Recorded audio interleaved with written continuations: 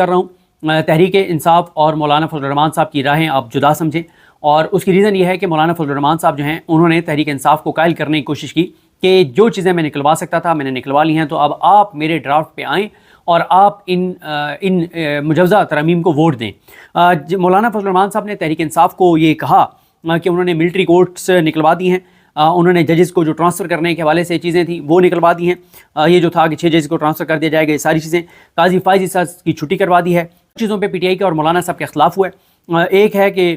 top 3 جو ججز کا پینل آئے گا سپریم کورٹ کے لیے،